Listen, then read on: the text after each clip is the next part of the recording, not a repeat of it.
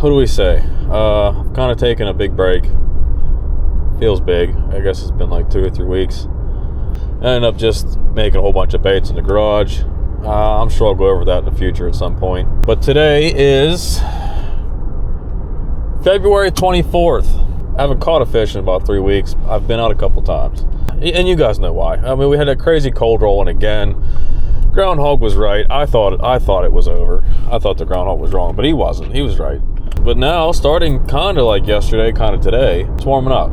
Should hit 50 today. Actually, it says it's 52 right now, which is hot. It is hot compared to what it's been. River is still high, but we haven't had much rain or anything, so it should be relative. It should be a good color. It should be fairly clear.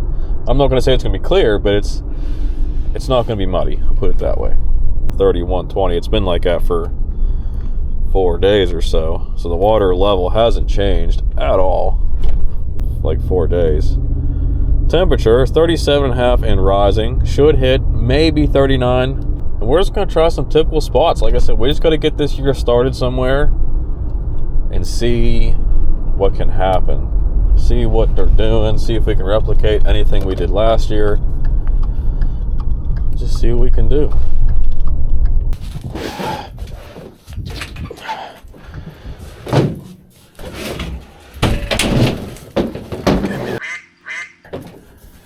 Jesus. It's like I never unloaded a bike before. Yeah, windy. Not surprised. Big ISHTECH still here.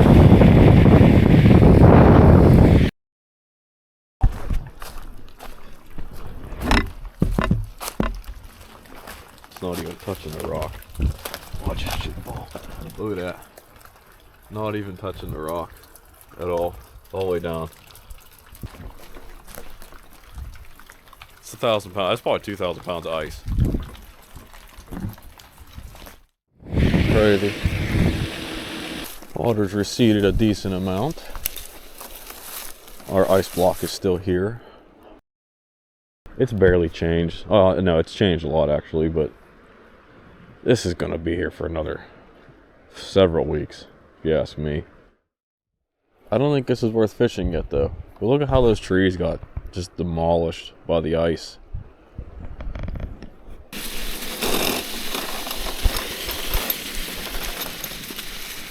Chain popped. Oh no! It did it again! Oh, we're f***ed. You gotta be kidding me. We are so far. I tightened the shit out of that, and it still did it. I should be carrying an Allen key with me.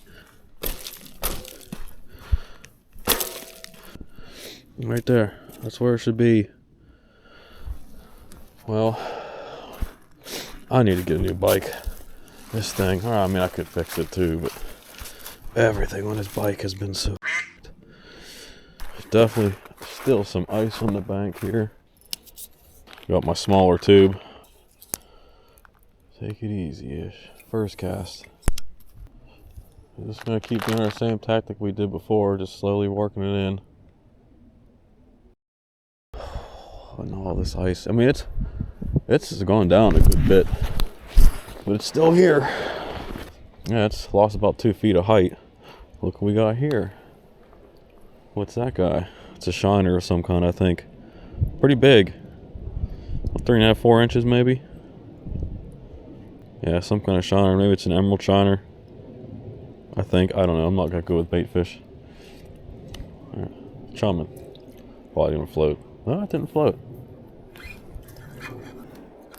Holy, that thing's ripping. That thing's half the size of me. Should have dropped my bait on it, let it take it down for me. I think I threw one of my new colors of tubes in my bag. We're gonna try and use a tube like it's a bait fish. I got some monkey shine. It's not supposed to be pink, that's from the scent. But I think it would look just like an alewife. The alewives are nice and thick. Of course, they're all dead coming down, but you know, But I think this could be a cool thing. It could work. Monkey shine. I just really like the color, to be honest. Not that I like it as a craw, but it's just a nice color. I just gotta tell myself, like, it's still cold, man. Oh, don't fall in. Don't fall in. Don't fall in. There's another alewife. Hey. Well, that's what I was going for. It's close, kinda. I mean, it's still a tube, but that's really not that off. I don't think there's alewives swimming around out there. I think they all just are dead and washed out from the dam. But still. Well, at the very least, spring is on its way, and I'm very thankful for that. But for now, we may be going home fishless.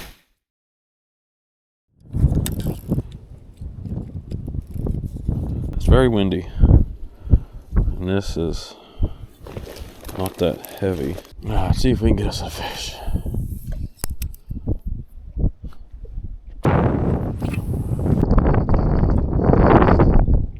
I was excited until I got here.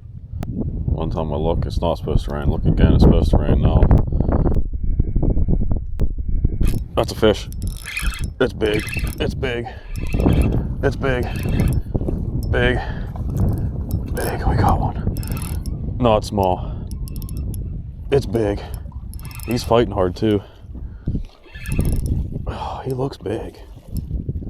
Oh, he's still fighting so hard. I can't believe this. I felt that bite and everything. We got another one. Is he bring-upable? I don't know. Barely. Barely. Let's see if we can bring him up. Barely. Oh, sorry, bud. Sorry, bud. We got you. We got you. I'm not going to drop you. That's a good fish. Boy, is he cold. Alright. There we go. Yeah, he's got his winter colors. For sure he's cold.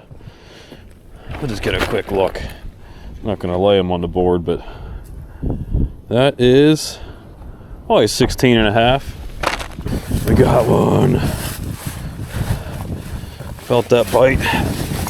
He's even fighting harder than usual because technically this is warm, I guess. That was awesome. Thank you, bud.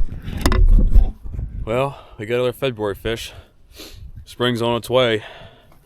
Everything's warming up. Don't tell your buds. See ya. Yes. We got one. We got one.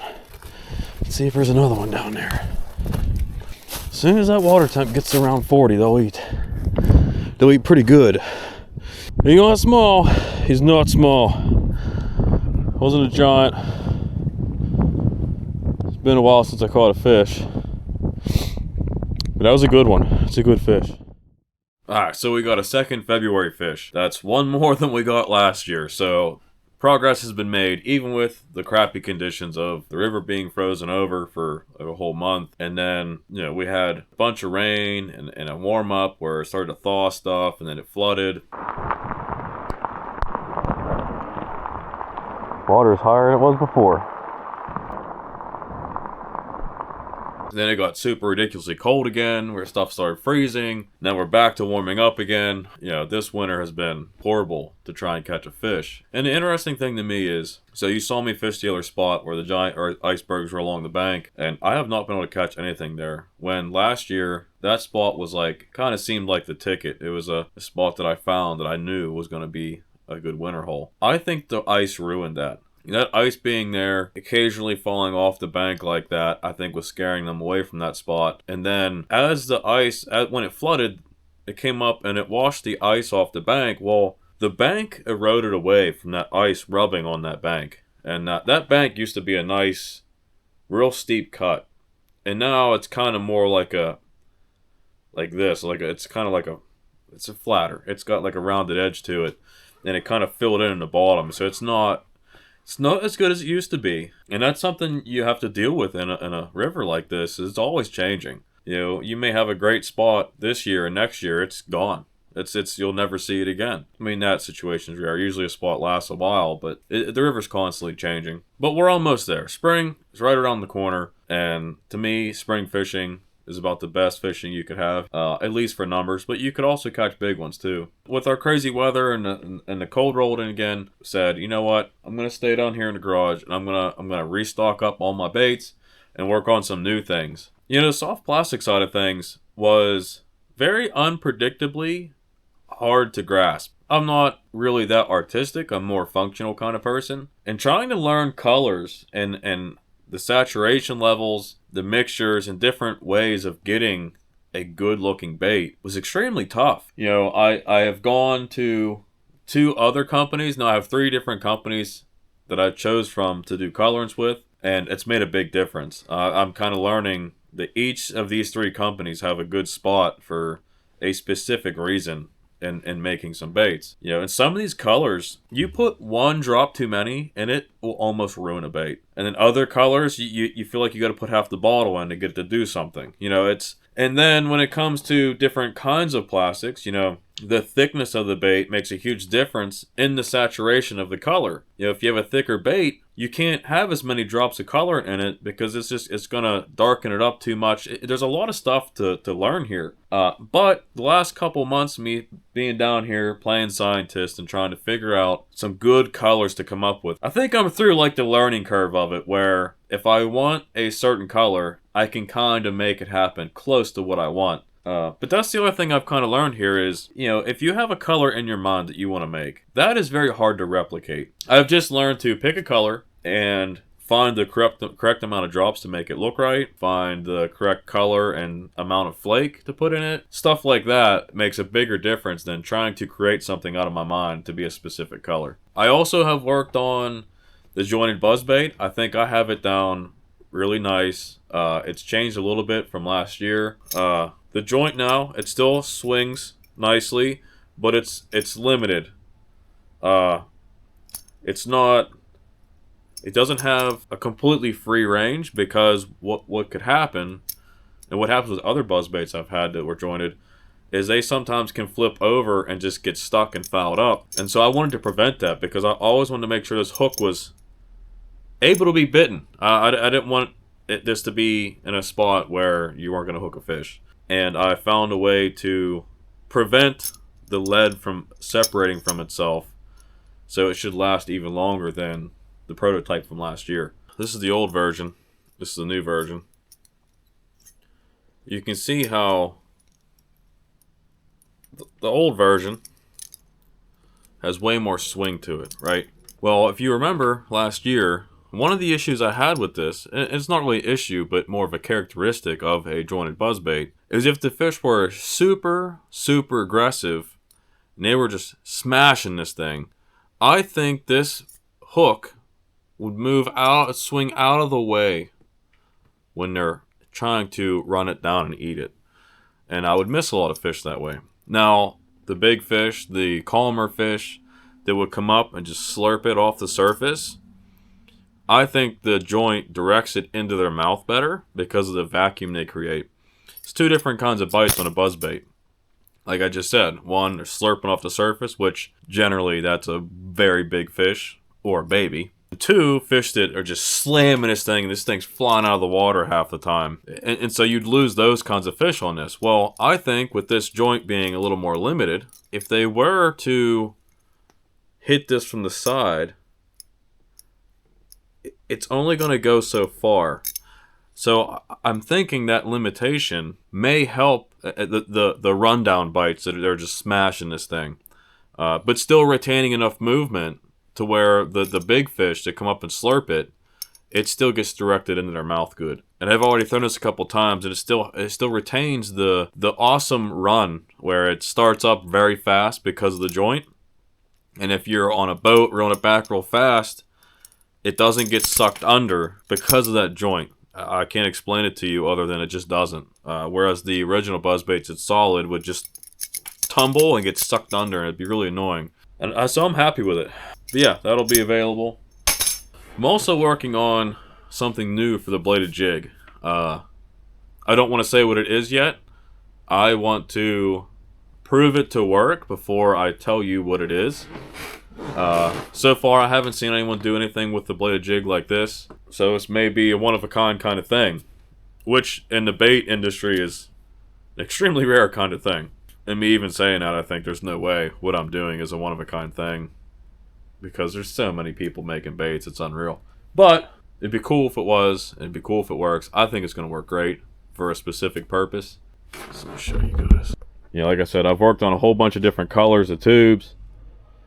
We're going to have more Hellgrammites again. I'm now making Neds. I will have some craws. I don't know if you guys can see these or not. Neds, Hellgrammites. I'll have some paddle tails in a bigger size. I think these are like a 3-inch. You know, I worked on a bunch of different colors. We got the motor oil, where it looks kind of orangish red and green. You know, just got some variants of some green pumpkins. And so I'm going to be doing something in my store that's a little bit different for like multiple reasons, right? So a lot of times I don't have enough of one color to make up a full bag. Sometimes I accidentally cut some tails off.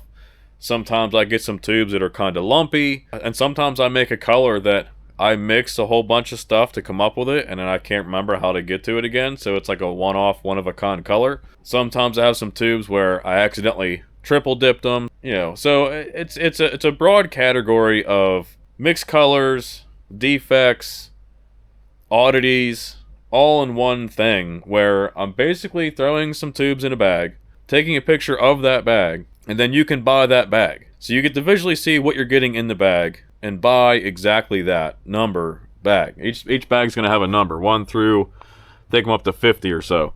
And give you guys an opportunity to get something that's very different than what I offer all the time. Hopefully that makes some sense. All of this stuff isn't in my store yet. I'm still focused on creating a whole bunch of stuff and getting a stockpile up. And then I'm going to go work on my store and upload all the pictures and all the descriptions and all the different changes all at once. And I will let you guys know when that happens and it's done, and you guys can order more stuff. Yeah, the store's still open. There's still stuff on there that you can buy, but all of the new stuff isn't on there yet.